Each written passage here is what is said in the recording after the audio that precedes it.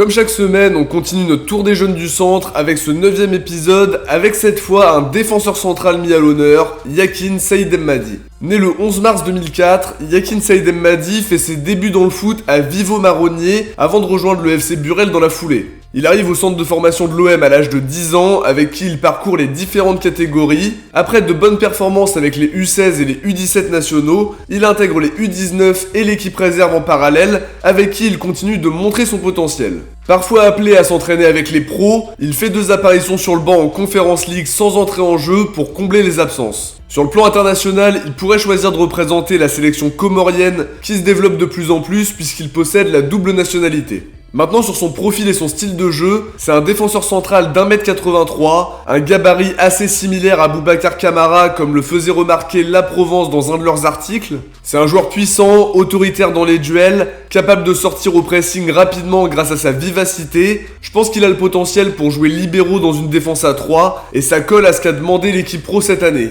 Il possède de bonnes aptitudes en termes de relance, même si je trouve qu'à ce niveau-là il est encore perfectible. Robert Nazaretian pointait du doigt 2 axes de progression, le placement où il doit être plus rigoureux et la technique qu'il doit travailler pour devenir un défenseur axial plus complet. Là où je le trouve intéressant, c'est dans sa capacité à diriger une défense, à être un leader, un meneur. C'est évidemment une qualité très importante pour passer le cap du monde pro. Nazaretian le présente comme un joueur qui a un très bon comportement, qui est travailleur et à l'écoute sans faire de vagues. Si on se demande quelle perspective d'avenir s'offre à lui, ça reste assez compliqué à dire. Je trouve qu'il a un vrai potentiel qui mériterait d'être exploité, des qualités évidentes qui lui ont permis d'honorer ses premières convocations dans le groupe pro, même si c'est pour combler des absences, il n'y a jamais vraiment de hasard à être là. De bonnes performances avec la réserve dans un contexte très compliqué cette saison. L'enjeu sera de continuer à prendre de l'expérience pour gommer les petits défauts qu'on voit de lui. Sa progression est en tout cas assez intéressante sur les derniers mois, mais la passerelle entre les jeunes et le monde pro est assez limitée à l'OM comme on le sait. Il y a de la concurrence en défense et même s'il y a des départs cet été, je pense que Longoria recrutera plutôt que de faire confiance à des jeunes du centre. Ce qui reste positif, c'est que le club compte sur lui, son profil plaît à la direction qu'il aurait validé d'après la Provence, et ça pourrait déboucher sur un premier contrat pro dès cet été, puisqu'il arrive en fin de contrat aspirant au mois de juin. Donc faudra forcément prendre une décision à ce moment-là. Ce sera peut-être l'occasion de le voir en prépa pour qu'il montre à son coach qu'il peut l'intégrer progressivement à l'équipe pro. De mon côté, c'est un joueur que je trouve prometteur. Je le qualifierais pas non plus de pépite, mais il a vraiment des qualités et une marge de progression importante.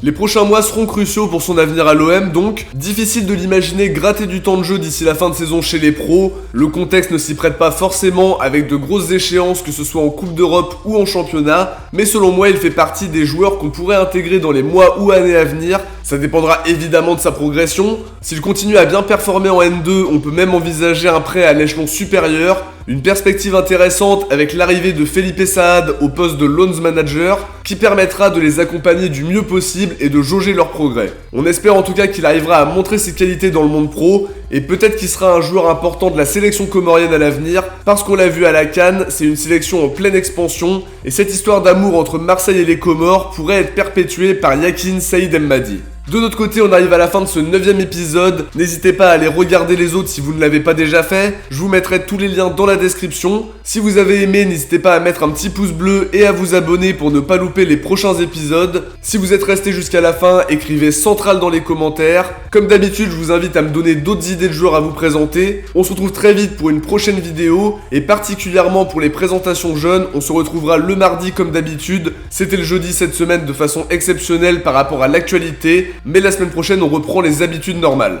Ciao, portez-vous bien et surtout allez l'OM.